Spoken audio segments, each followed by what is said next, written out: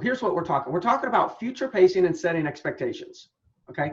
This is a conversation about future pacing and setting expectations on future conversations that we may need to have about their property, with the intention of getting it sold and helping them reach their goals. So that's the whole concept, right? So 100% of the time in every listing presentation, it's critical, absolutely critical, that after you get the listing signed, now hear me, after you've gotten the listing signed, they've signed the property, the listing. Now, Gary, you say this.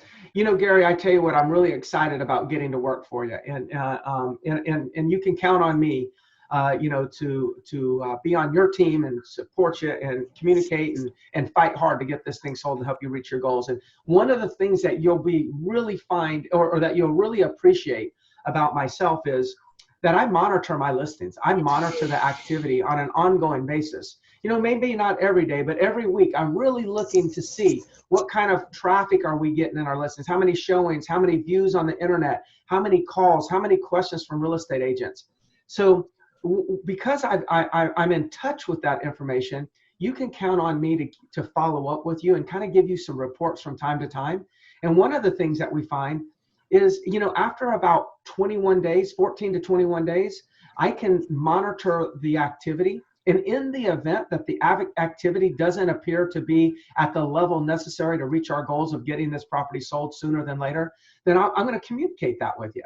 And we'll evaluate it and we'll determine what kind of adjustments we need to make. I mean, obviously, we're going to go with your price, you know, in the beginning, but I'll let the market activity or lack of activity dictate whether or not we have to have a future conversation and make any adjustments. Now, of course, you don't have to adjust anything, but just know that I will make sure you're informed as to what's going on, how the market's responding to your price, and then make suggestions along the way. Does that sound good?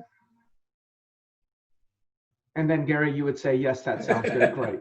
Okay, so here's the key. Now I'm on record. Now I'm on record. Okay, so in 2 to 3 weeks, 4 weeks, whenever I go back for that price reduction, I'm going to say, hey, Scott, you remember when we first listed your property? You know, I shared with you that I was going to do I'm going to constantly stay in touch and do the research and monitor activity and see how the market's responding to your price. You remember that conversation? Well, yeah, I remember that. Okay, well, I've done that. I've followed through on that. And as I promised, I've been monitoring it. And I just want to share with you what I found and just talk with you about some adjustments we may want to consider in order to go ahead and get this property sold. You see how I'm connecting the two things. I'm connecting after I gotten the listing signed, I'm connecting that conversation, which is future pacing. Then in the future, when I have that conversation, I'm reminding them that I already told them that we had that conversation, that I already told them that we were going to have this conversation. So now they're much more open to the dialogue. And they also hear and feel like there was a method to this. Like, we went this direction, we monitored, we evaluated, now we're going to discuss if there's any adjustments need to be made. See, like, there's the connection. So when I go back, they're less likely to be upset with me asking for a price reduction.